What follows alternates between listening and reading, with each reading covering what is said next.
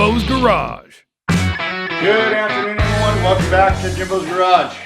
Okay, so I'm calling this a shop transformation too. In the last video you might have seen I've cleared everything out on this side over here. I've got everything ready to go and start wanting to move things into this direction. There's one thing I've been contemplating on for a long time, and that is this air compressor.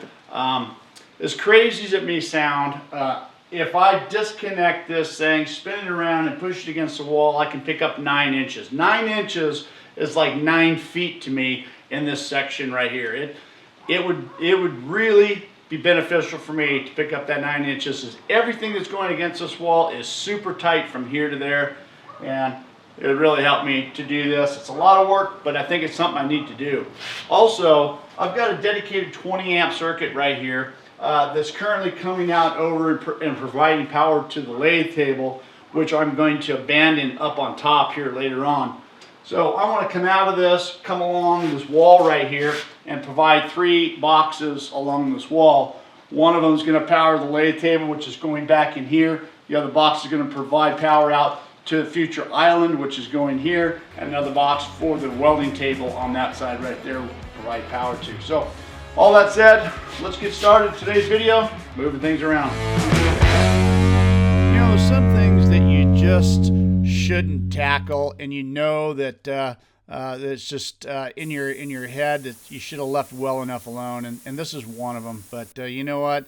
I managed to get it done. So the first thing I needed to do is to shut the power off to the compressor and drain all the air out, and then just start disconnecting the fittings and stuff that connect everything together. Now, in my earlier video, I did the installation of this, and I had a lot of people suggest that I should have used a flux connection there to help with vibration, and I totally agree. That's something that I should have done.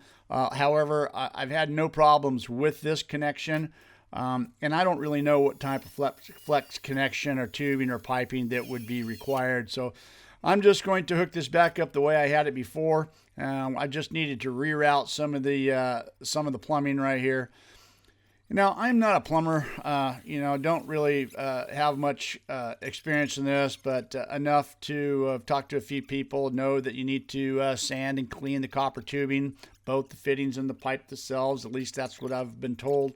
Plenty of flux, and then I've been told, since this is 3/4 inch tubing, you should use 3/4 of an inch of solder, and that should be enough. But hey, what do I know? It takes me a little bit more than 3/4 of an inch. But anyways, I'm getting it all done. You see, I got a little piece of metal that I've taped up against the drywall so I don't burn that. And once I got everything all connected up right there, it's time to anchor it back down to the concrete surface. I'm just using some Hilti screw anchors and just drilling those into the concrete and fasten it down. It's sitting up in some 3/4 inch wood blocks. Hopefully that helps with the vibration. Now it's time to move everything back into shape. You can see that that's where the brake press is going to go. That is about where the welding cart is going to go, and some last little final clamps right here to hold the plumbing in place. And it's time to move the welding table that's been in its position for several years. This thing probably weighs about 1,500 pounds or so, I'm guessing. It's pretty heavy.